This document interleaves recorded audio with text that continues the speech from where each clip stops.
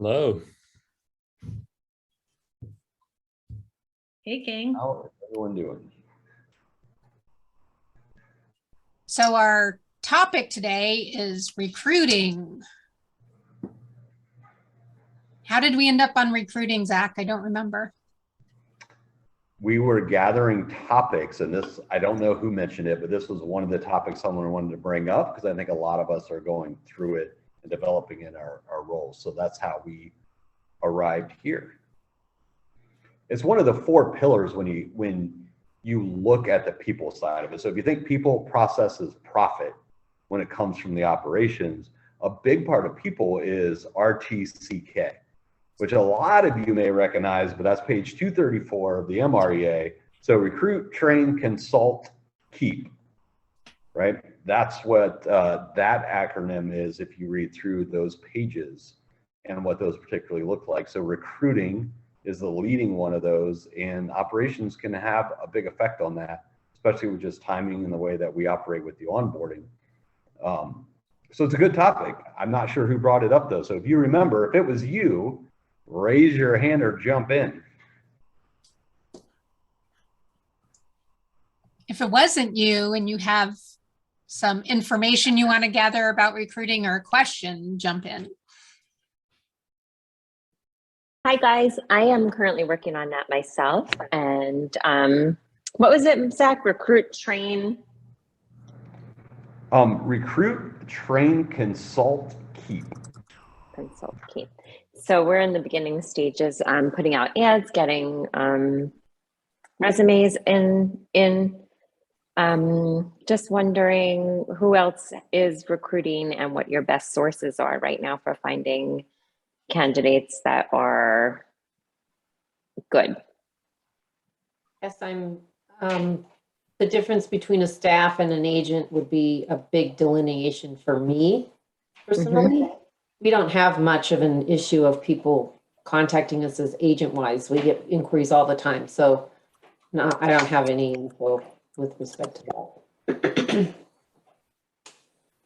And has anyone tried doing a career night? I'm sorry, that was one more thing I wanted to add. Oh yeah, Beth, we talked about that 2 weeks ago. We have the best with like our database. All of our people have come from people we know. So that's like our huge one. I've actually never hired somebody off of like LinkedIn or what's the other one? I don't know. We've always just internally, like friends and family. So like we send out stuff to our database. We're always posting on Facebook. We just have had the best luck there, so.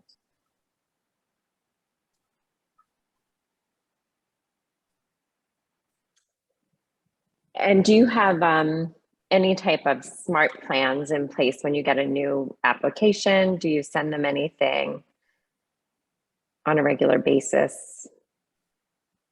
Keeping in touch? No, like a smart plan? No. I guess I just review the resume and see if I want to move forward. I do reach out to everybody that does apply and just let them know that we received their application. Zach and I have talked before about the experience, which I think is huge. Like even if we don't want to hire them, I think just the experience that we show is super, just the purpose of recruiting for me actually. So I always will email them, letting them know that we received it and we're reviewing it. If they're not a good fit, you know, just sending them that email, like, can we keep your resume on file, blah, blah, blah, things like that. Otherwise, yeah, I guess just kind of keep going with the process. If we're interested in moving on the next step, you know, I set up a phone call interview with them, and then I will send them like the KPA and go through the career visioning process. Beth, are you looking for staff or agents? Both. Both.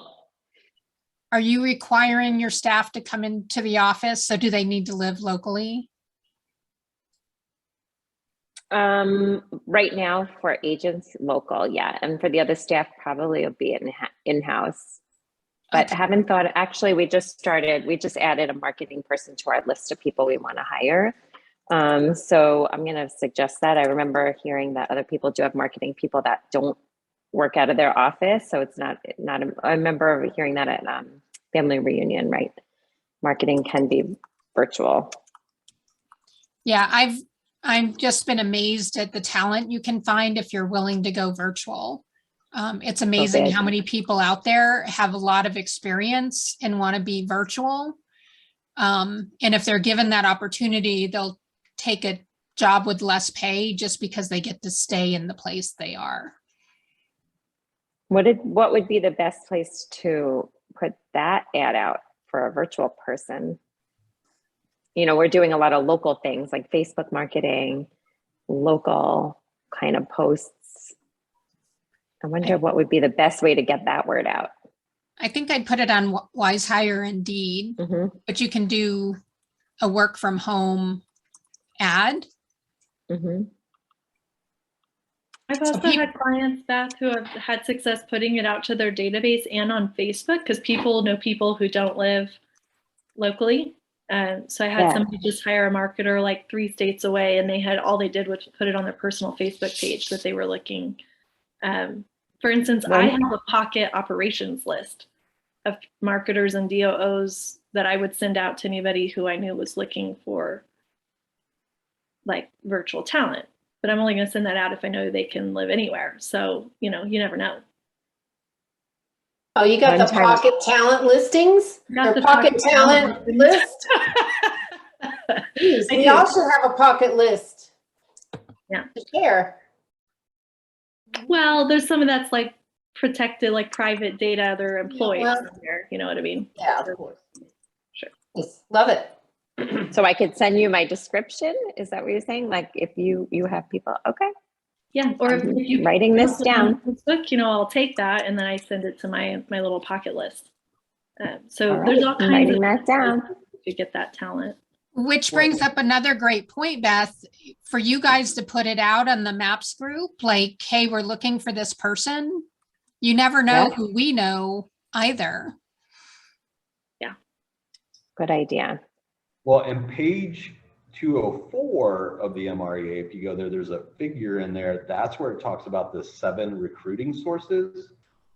So I always find that if you go into those, you can start jotting down on a separate paper, like what are the more detailed places that I can go to execute those wider topics, right? So for instance, and then figure out how do I come up with at least 3 sources in each one of those categories, of the 7 categories, that can help you get it out, distribute it, right? Part of that's allied resources, what Megan's describing. I could just Okay. die that Zach has a page number for like everything. I'm gonna get him a shirt that says like on page number ... I love it. We did put an ad out once to our database, but then it was uncomfortable. You get so many people you know that you don't want to work with responding, and it was a little awkward. And to me, when that happens, you just say, sorry, we have a more qualified Yeah. candidate, right? You don't have to say, no, we don't want to work with you. Right. You're a nightmare. Go away. It was just awkward. I mean, we've also experienced too, even hiring someone that was referred to us by, you know, one of our clients, and then it didn't work out. So it happens. Mhm. We've had a lot, just to jump in there as well. We've had a lot of previous clients reach out that we would potentially have hired or potentially have not hired. And doing just a 15-minute phone interview, you can usually find a reason why they would disqualify themselves for your job, which is what we did.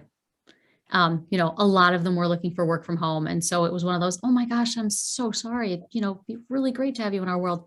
And this is an in-person job. Are you still interested?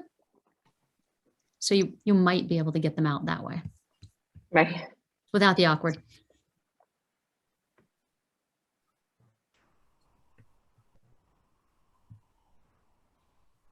I guess my main question for recruiting, if we're, Beth, you're good, we can go on or not. Are you good, Beth? Yeah. Yeah. I don't Oh, have yeah. to wait. I guess my next thing is like outbound recruiting. I am not super comfortable calling people and being like, hey, so Zach and I are working on it. But I'm just curious if anybody else is doing like outbound recruiting, calling agents that, you know, sell 1 to 2 million, that type of thing, and what your system looks like.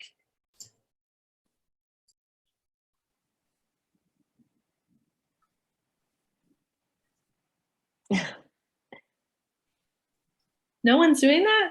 No one on this call is doing that? Abby, definitely connect with Julian. Okay. He is like, he out recruits his market center every Okay. year and he outbounds. And then connect with Samantha Davis, who's also a massive recruiter, and Ashley Haynes does some outbounding. But you're at the right coach. Like Zach used to just shred that back in the day. So he's definitely a good coach for you. We're a lost breed now, Paula and Megan. No one apparently does. Paula, did you do it on your team? Did you recruit Mhm. anybody? Yeah. Mhm. It's a lost art. But those would be some great recruiters if you are going to focus on just like massive recruiting strategy to include outbounding. Those would be some key interviews. Sounds like a business opportunity for those of you who do a good job with that. Maybe some sort of split on all of the deals. Janet's ready to hire us. That's the right question. Yeah. Profit share, Janet, profit share. Exactly.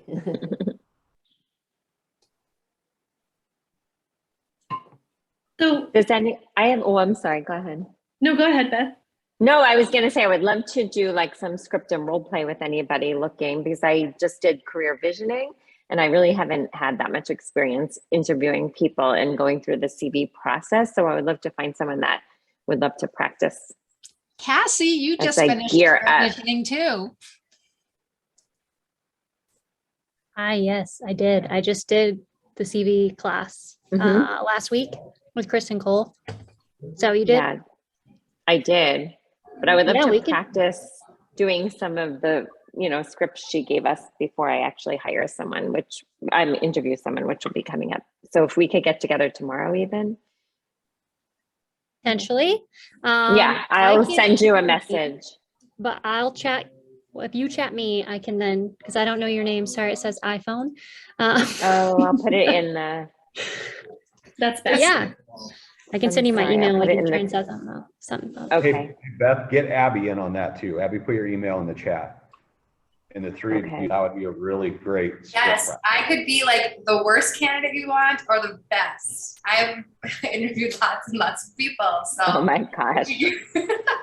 And to clarify, Abby will be scripting as well with you guys. not- I know, I will. But I'll reply like the right answers, like, or the wrong answer and see where she goes with it, right? Like, how does she reply? So what were your guys' takeaways from career visioning?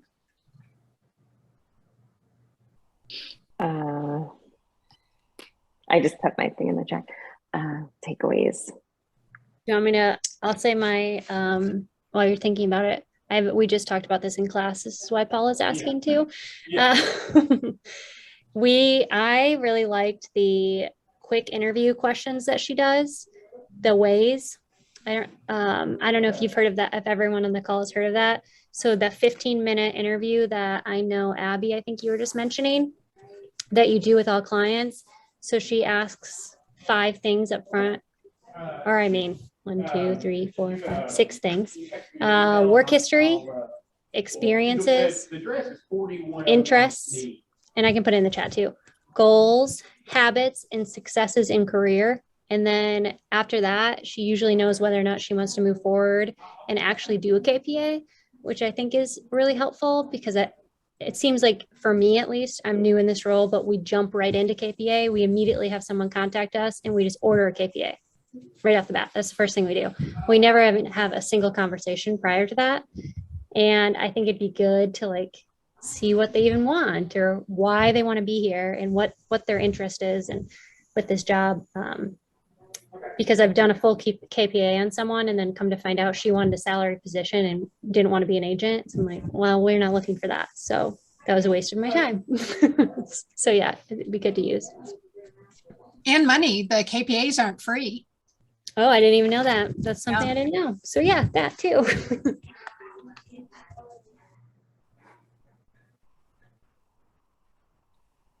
Beth, what were your takeaways? I don't have my notes in front of me. One thing is during the interview, not to sell your team, have them sell themselves. So really just listen and ask these important questions during the interview. And that could take like 4 hours, 2 hours, I think in the beginning, and another 2 hours for like the second half of everything. Just really lengthy. The best comment I would get after doing the CV process was someone walking out after they've been with me for like 4 interviews for hours on end and say, I have learned so much about myself through this whole process, and I have no idea what the job is. Yeah.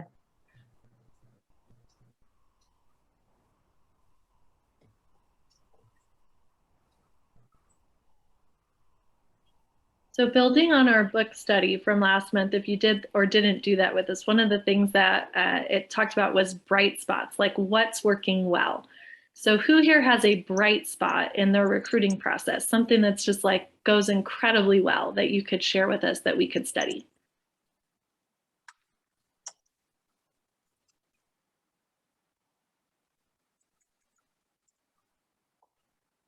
No one has a bright spot? I don't believe that. I'm going to give you another minute of silence to just think about how amazing you are and what goes super well in your process.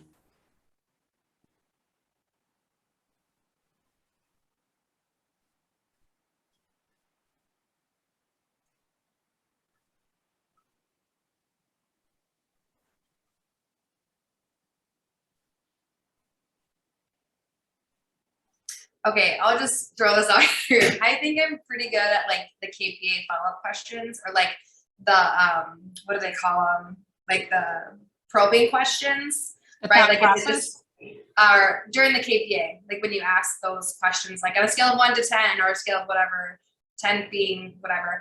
I'm good at asking those questions because a lot of the times they just answer very simply. And, you know, with Keller Williams, we're always digging deeper and deeper and deeper. And I think it makes them think a little bit more so that when we get to that, the quadrant section, they have a little bit bigger of a vision, right? So they can kind of answer those questions a little easier. So I really enjoyed that part, and I'm not a master at it. I just think that I'm good at getting them to answer and think a little bit more about their response. So. How do you do that? Like, what makes you good at that? How did you get good at it? Yeah, so I'll always review the KPA way before to make sure that I highlight anything that's like a red flag, or like maybe something that I really want to continue to ask more questions on, because a lot of the times it may not be a red flag, right? I'm reading this and I'm like, oh, nope, this person, I'm not hiring them if this is true. So a lot of the times I'll go through and just highlight for sure questions I want to ask, or ask them to elaborate. Like, and so that's something I for sure do before every interview, is I go through the KPA probably more than once. I'm not, the person's not here and I'm printing it out and then I'm reading it. Like, that's not what I'm doing. So I'm always just preparing that way.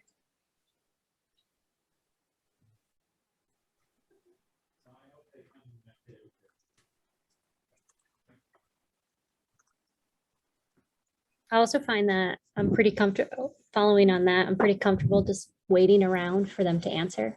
And a lot of times in the thought questions, I've done the thought questions only twice now, but they won't have an answer to like, what's your greatest 3 successes, or who are your greatest 3 people in your life, something along that line. They're like, I don't know. And I'll just wait. And then I'll be like, we can come back to it, and I'll go back to it in, you know, a few minutes.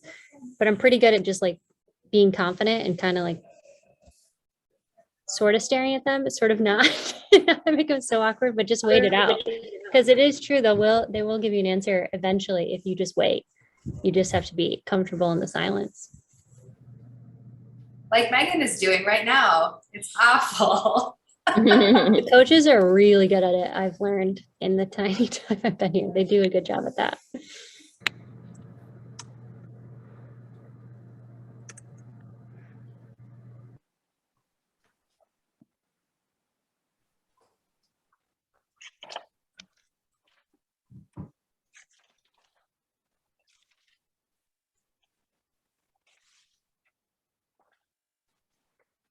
You guys are like the smartest people on the planet, and we want to learn from you. So who else has something, a system, a tool, a technique, a skill that we could learn from that you do really well in the recruiting process?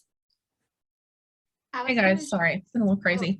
Oh, Hannah. sorry, Jess. Hey, one of the favorite things I love to do is my phone interviews. I created a bunch of questions, about 15 from the thought process. And that's one of my first steps, obviously, do the phone interview, see if I want to meet them in person to do the full KPA. Always still do the personal fit to give them the benefit of the doubt for them taking the KPA. But if it's just not a fit for the team and how I liked what they sounded like on the phones, that's a quick weed out for me. So love a good phone interview. And sometimes they'll last like 30 minutes. I've had some last about 5. I'm like, well, that was the last question. Thank you. So. Well, where are we finding, particularly, I think in this conversation, agents? Where are we finding those to have a conversation with? I was going to share our 3 biggest techniques, not personally as a team, me as what I do best, but what our team does best. And we do 3 different routes. Our newest agent actually came from Key Please. She was a showing agent, and one of our agents was like, I use her all the time. She's phenomenal. You need to have a conversation with her. So our agents out in the field using showing assistants found our newest one, and she's newly licensed, and she was down for it. A study session that she does weekly with new recruits, and we post it on our Eventbrite. And it just goes out to all of Atlanta, and people study with her, and she uses that for recruiting. And she'll just do a 1-hour study session with them on Eventbrite and on a Zoom event. And she's found, our ISA did it with her, and she's already added 2 new people to the Market Center and doing it in like 3 weeks. And then our Rainmakers together have a coffee once a week with our top producers in the area, just not even actually recruiting, just talking to them about where they see themselves or what they're going to do in the future, and not really like pushing the team on them, just having conversations with them. And then we always have an ad running in Wise Hire.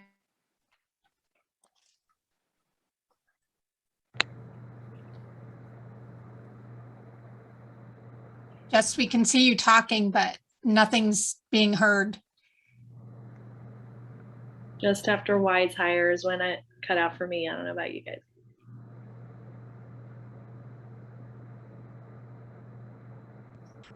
I love the ideas though. That's So, a I mean, phenomenal idea. yeah, we had coffee breaks, I guess, coffee get-togethers, which was awesome. Training, it sounded like, a weekly offering, a training. Yeah, you want to talk about like culling down your cold call list for newly licensed people. That was a great idea, Jess. Like get them to come to you for a study session, and now you have their attention. That's great. I loved what Jess said, because although I did recruiting and cold calling a lot, and there's ways you can go about that in MLS and figure out who you want to call, the easiest was, go figure, just like our databases, the ones you have the relationship with. So I love those, because it's how do you develop those relationships and what ideas can you bring to the table that way that provides value and furthers the conversation. Some of my best recruiting techniques were business to business. So if you guys are getting heavy into agent recruiting, so I'd go have coffee with one of my best ones was like this guy who sold robotic parts to Japanese robot company, and he had a sales force, and anytime somebody wasn't a great fit for his Japanese robot sales force, like he kicked them to me. It was phenomenal. And if I thought I had a fit for his weird Japanese robots, I kicked them to him. So like having these business to business interactions was so good. Another one for us was we had a huge hospital development, Baylor Scott and White. So those doctors are bringing spouses, so husbands and wives who are getting relocated. And so that was a really easy, like it's like shooting fish in a barrel to go recruit there, because they didn't have jobs yet. They were coming because their spouse got a job. So just thinking through like even business to business strategies where it's a smaller market, you're not just like calling the 800,000 people who decided it'd be a good idea to get licensed today, but you're calling like actual targeted groups. And then you just know the recruiters for those companies and they can kick people to you too. So we actually would take those doctors on tours of the area and sell them their homes while picking up their spouses to work in real estate. So like a double win. Same for if you've got like a Tesla or you've got Apple or whoever are the major importers of talent in your towns. Those people bring spouses. Or military. Military is super good. I think it was Abby I was sharing with. I always like doing the follow-up calls after transactions. So if your TC had had a good experience or communication with an agent, that's another great way to get a phone number and schedule a little lunch date, right? Because you can just call and say, we appreciated your communication. My TC said how great you were to work with. Like, we absolutely loved it. And then just start asking some questions, right? About their business and how their year's going. That reminds me, 2 of our current agents that have been on our team for over 2 years are past clients. One's our director of sales, Christy. And one's going to get Rookie of the Year at our award ceremony Friday. Her name's Kanani. So, past client database, I forgot about that.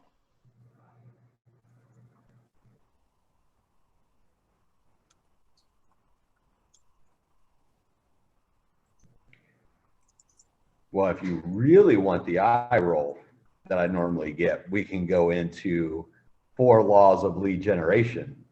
And we do it for our clients. But the question is, how many of you have done it for your agent side of it? And do you have a plan for that? You did get the eye roll from Abby, by the way. Yeah, I know. I expected it. I'm okay with that. I can live with the consequences. How many of us know what the 4 laws of lead generation is? I mean, certainly if you're going to give someone an eye roll, you should be able to know what the 4 laws of generation is. But Is it on a page somewhere? Like, do I need to get my book out? 100% was waiting for the page number 2. I was like, where's the page number, Zach? I don't remember where it's at. I don't know. 89? Maybe it's page 89. But I feel like that's way off because I think it's like, yeah, it's nowhere close to that. I don't know what it is. So the 4 laws, so 1, you got to build it. All right, so if you're going to do 4 laws of lead generation, you got to build it. Then we got to feed it every day. If you take Monica Reynolds' course, you'll hear her say repeatedly, you need to be adding 3 daily. Page 188. 188. Oh, I was off just by 100. Oh man, you beat me to it, Paula.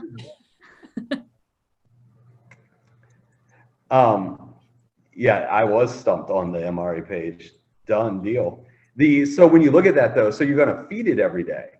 And it's no different than our regular database. So with the agents is who are you adding?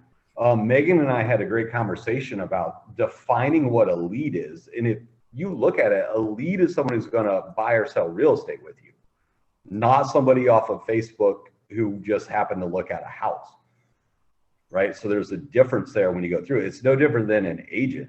So we're looking to add people to the database. We're going to feed it every day so that then we can communicate with them in a systematic way, which leads us to the next point. What touch plan, which I loved, I think Beth had brought it up and talked about it. What touch plan are you using to communicate with the agents? What value are you bringing, even if it's monthly? And then finally is servicing it, right? And servicing it is how we're providing value. That's the interviews. That's then when we come into career visioning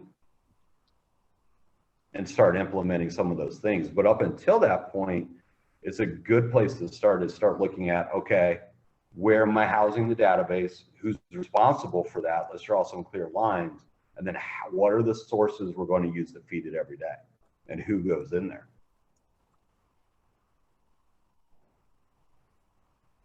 So I have the agents in our area, like our market, in my database. I have the smart plan. I just haven't done it. So I'm, I'm at that point. I was talking to Zach, I'm doing my value proposition this week. So I just have to like amp myself up to call these people. So it's there, I just haven't implemented it. So that's all I got so far. I love that though, Abby, because like once you believe in your value proposition, it makes the calls fun, right? It's like everyone wants to call a stranger and be like, you won $1 million, congratulations. Like that's a fun call. It's like when you believe in your value proposition, it goes from being like scary to being an exciting, like, hey, my agents on average make $175,000 a year. The average agent in our area makes 12. Let's talk, that's a cool conversation.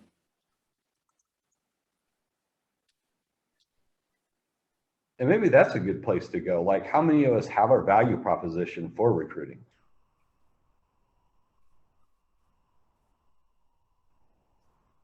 What type of things are you putting on it, Abby?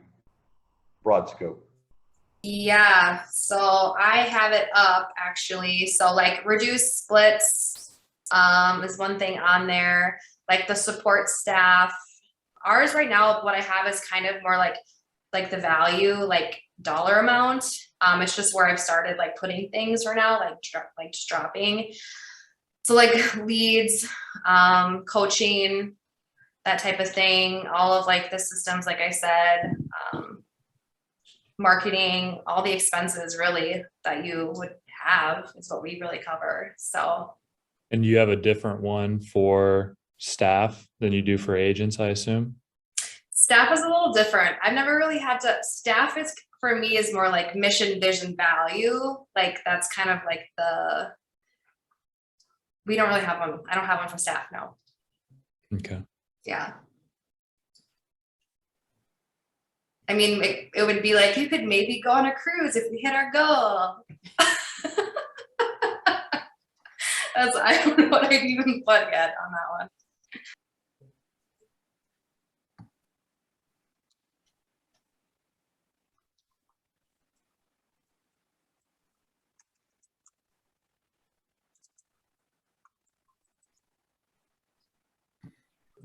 I like that. Does anybody else have another value proposition?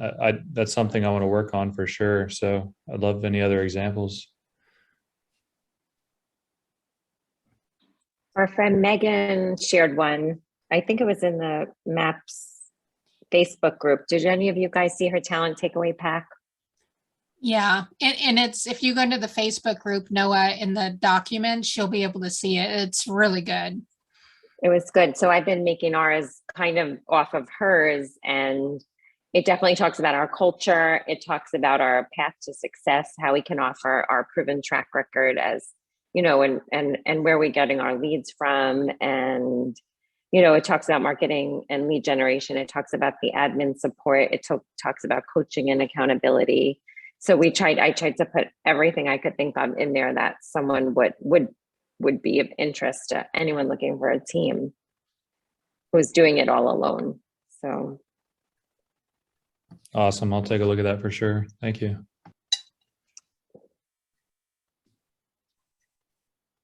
Yeah, hers was really awesome. Megan. It's in the files.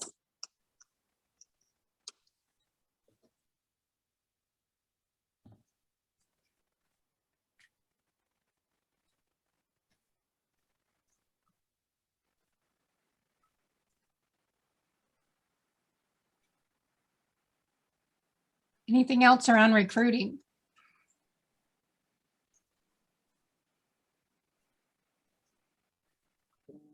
No?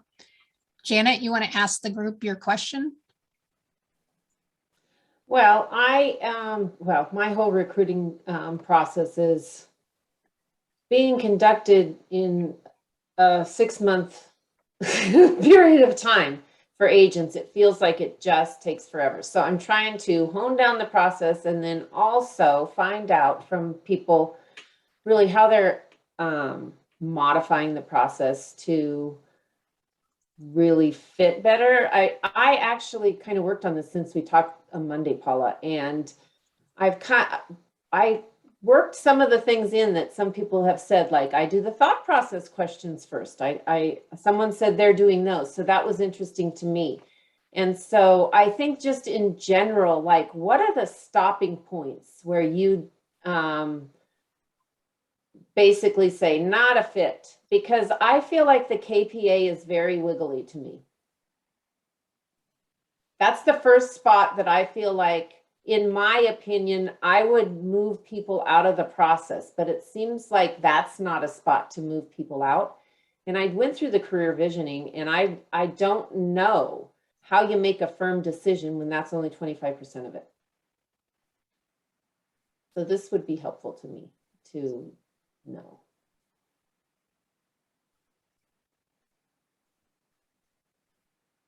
Can you rephrase the question? I got lost in the details. Okay, so let's just start with the KPA question first. How do you remove someone from the recruiting process that shouldn't be there if there's something in the KPA process that you see? What would give you a reason to completely boot them out? If nothing validates, what would be some reasons, I guess? I'm having a hard time here because my Rainmaker, if it's not a good KPA, wants them to retake it. So to me, that's like, there's no reason for that. So I'm having difficulties in every step with the Rainmaker. So I'm trying to pull the stuff to me, but he's saying, no, let's redo this, redo. And so it's like, to me, I hate the process. I want nothing to do with the process. I want to just do my own process. They did talk about that in career visioning, that someone's KPA might not match up with their personality if they took it under a stressful situation, if they were in a rush or had like something going on around them, or something personal going on in their life. So she did mention that. Yeah, and my point to the Rainmaker is, we've told everyone you need to sit down, you need to take the time, make sure you have enough time. The results are going to give good information. And yet still, I'm in that situation where, to me, if it validates accurately and they are so far off the scale, then I would personally say, okay, you're not going to be a fit because it's not validating. Now, if it validates, then they're not a fit. If it doesn't validate because they're a bad test taker or they have personal issues and all of that, then that's a reason to continue. But to me, if it's really, really low and it validates, I would move them out of the process. Does anybody else do that? Or does everybody just power through with the career visioning process regardless and take it to the end? I mean, just with me, just from experience, my DISC profile is a very high C. I have an S to the line and the D to the line. So, but my KPA tested out on the medium side. And so we looked at that, and it's the not being very social. I'm very, very assertive. So there's things, and Carrie, my Rainmaker, she just talked to me, which I was hired before the KPA was out, but now going forward, if things are not a high match, I dive deep into those questions, or on the scale of 1 to 10. Okay, explain this to me. Explain if your assertiveness is lower and it needs a higher assertiveness. Ask and go like deep, just ask him. I mean, spend 30 minutes on that question and figure out why, or then figure out how to cope with it. Because sometimes, like change, I'm not good with change. Megan knows that too. And there was a staging appointment canceled this morning, and I was just like, oh no, now my whole timeline's thrown off, and that kind of thing. I just know I have to cope with it if things change last second on a whim. So there's things that maybe why I'm not a match for the director of operations job, and I just know, how do I cope with it? When I'm stressed, my team knows, hey, shut the door, leave her alone, let her do her things. She'll come out in a little bit. So we know our DISC profiles and our KPAs very well on our team. And if we're not such a high match for that role or something, we know how to like compensate or respect that time, or how to kind of juggle to move things around to make it a fit. But do you personally do the agent interviews and all of that. I guess that also is a bit of a line for me because I can handle the staff side. That is zero problem for me. But the agent side, that can be very interesting. So do you do agents? All of In the agents? past, I have. In the past, I have. I've hired our whole team, kind of slowly going forward with Megan's help. I'm working on leveraging that to the Rainmaker or Director of Sales, since they're the ones coaching those people. Okay. It makes more sense to have them do the KPA, hire them, go through. I'll sit on the defense panel or interview and all that, but that's a sales job. I'm director of operations, so I've got my people. So okay, yeah, because I find it's very different than staff. Yeah, absolutely. So this is Janet's dilemma. She gets all these agents with a low fit for the agent role, right? So she's validating the KPA, and the KPAs are validating, like the parts that aren't fits are truly not fits. So her question is, do you rule people out at that point, or do you continue through the process? In past life, I ruled people out. See, I would rule them out for sure, but my Rainmaker is pushing on me saying, we're not ruling them out because this is only 25% of the process. So I'm real frustrated with the whole thing, to be honest. But if they're like an introvert type of a person like myself, and you put me in a sales role, we have our awards banquet tonight for our whole board. I am freaking dreading it like no other. My whole team is like, Hannah, if you go, we'll all go. And I'm like, okay, fine, I'll be there. Y'all better stick with me. Cause like, I don't like to mingle. I don't want to talk. So if somebody is interviewing for a sales role and they need to make 20 contacts a day and they're an introvert and a low fit, they're not going to ever lead generate. They're not ever going to go door knock. They're not ever going to go talk to people and want to do an open house. So like, that's where we home in on the disc, and we see that some characteristics do have to line up to be able to do this job. There are some rare people out there that can just power through and do it. They're very hard to find. I think that's the problem. That is the one problem, because my Rainmaker has a low. Yeah. Could I give some context to that though? Maybe for your Rainmaker, even just like a way to talk to your Rainmaker about it. Like it is only 25% of the whole process, right? And what is it really measuring? I think when we stop and ask ourselves that, I mean, the answer is clear. It was designed to measure how comfortable, how confident, like how realistically will this person's natural self fit into this hole called this job description. And anybody with a high EQ can do any of the roles, any of them, and they could like crush them. It's not asking, can the person do this role? It's asking, how long will they stay? Like how stressed will they be? And if it's a low fit, we're not ever saying they can't do the role. It's only 25% of the thing, but we're saying we're going to create a high stress environment for this person. We're going to see higher turnover, even though they can do the job. We're going to see a cultural issue if every single member on our team is under high pressure all the time. It's a poor fit, not because they can't do the job, but because their natural bent will put them at odds with what we're asking them to do all the time. So it's less about like, should we just power through? It's like, are we willing to coach a team where everyone is a bad fit and under constant pressure all the time? Is that the coaching that we want to do? Or would we rather be coaching a team where everyone is excited and it's a good fit and it's low pressure all the time?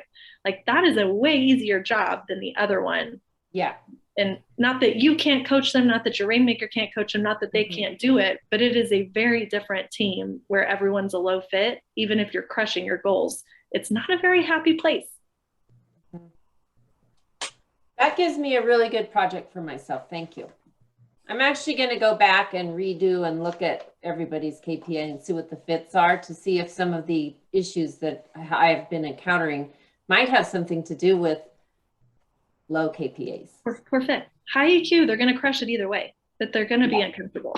And is that what we want to coach through? Is what we want to offer? I mean, we're offering them not that. We're not saying come to work and be uncomfortable all day, every day. We're really not. That's not what we're selling here, right? We're selling come do something you love and we'll teach you how to do it really well. You'll make a lot of money in the meantime.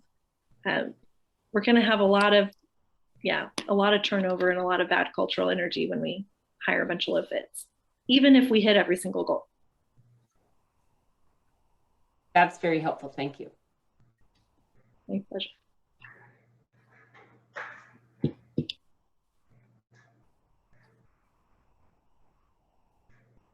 Nine minutes left, plenty of time to knock one other topic out or share one more bright spot if anybody's got one.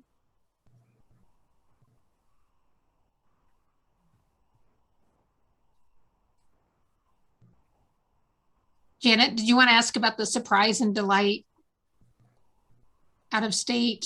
Oh yeah. Does anybody do a surprise and delight campaign for their clients? We're doing it for listings right now. So that's where I've started. Is anybody doing that? Anyone? No. Michael Sharp. He is not here tonight, but that would be a great person if no one has a response here to reach out to. Okay. Okay. I will, in the chat, I'll text you his email or I'll send you his email. Okay. Thank you. We're doing, I think we have 6 steps in our process, but I'm kind of running into a situation when the seller is an out of town person. So I was trying to get some ideas for what people are doing for that. So anyway, it's much more expensive to send things than if they're in town. So Do you attend, which you probably didn't, but because you're asking this question, there was a class yesterday, a webinar yesterday with 2 ladies, and now I can't think of their names, but they did how to connect to your data bank and or database or something like that is what it was called. And they talked all about out of state people and what to get them. And they talked about what they do usually is find a business, a local business within that state that they can partner with because, or, it's easier and a lot less shipping cost if it's something within the state they are in. And she talked about different gift baskets and different things that they do for that. They were talking mostly about their top 100, so not specific to listings, but it might be something, I think you can watch it. It was recorded. Okay. I can try and find it and put it in the chat real quick. Great. Was this mostly about out of state? Is that what you said? Well, I started Surprise and Delight for in state. So we do it at listing appointment, sign the listing, launch, contingency removal. I think one more. Anyway, there's a gift for each time. And so it's like, I can't really do 6 gifts for an out-of-state person because my budget's $125 for every listing. So really, if I want to send them one succulent garden, it's $150. So it's kind of, it's hard to figure out if you can do a stepped type situation. So I'm not positive on all the details, but we are in the process of talking to a company called Client Giant, I believe is Client Giant is the name. And they do, I'm not positive on the pricing, so it may or may not be in it. But they do some of the gift, like you said, throughout the different points of transaction. And they also have a top of mind package that you can send like people that aren't your current clients, maybe your past or people in your sphere, and that goes out quarterly. Once again, I don't know pricing, but something to look into maybe. Oh, great. Perfect. Thank you. In pre-listing, we send out a Google form that's like an all about you questionnaire. And then we use that as our surprise and delight outline. So we ask things like, what are your favorite snacks? Where do you love to go eat? And things of that nature. And for an out-of-state client, we just had buyers move into state from Las Vegas. And we would do like even an Instacart to their house of like some of their like awesome snacks that they like. So we did stuff like that. It doesn't cost that much money to do those types of things instead of just like a gift basket or something of that nature. We always try to target our clients with what they really actually enjoy. Yeah, we do that survey also, which is kind of how we came up with our items, but doing them separate like that might work. And I love the idea of the Client Giant, so I'm gonna look into that also. Sounds great.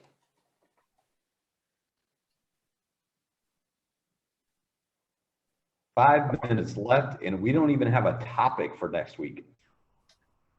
Oh, good. What do we want it to be?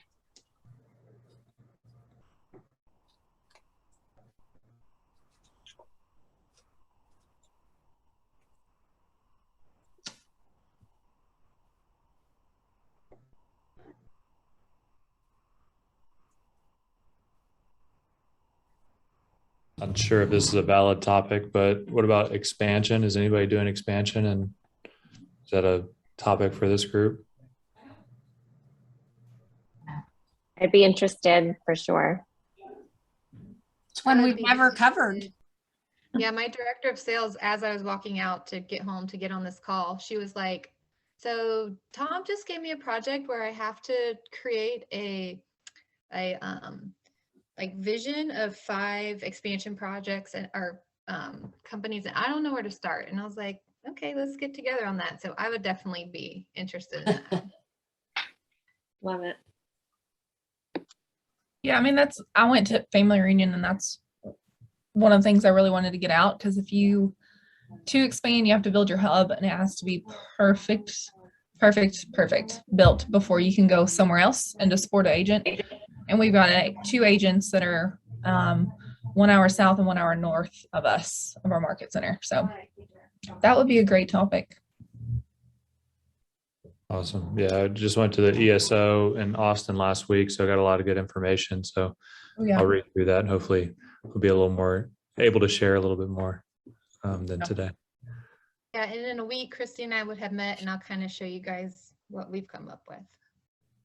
Yeah, bring her to the call. She's welcome. Yeah. Thank you, guys. Good topic, Noah. Thanks Yeah, for that would be bringing it. great.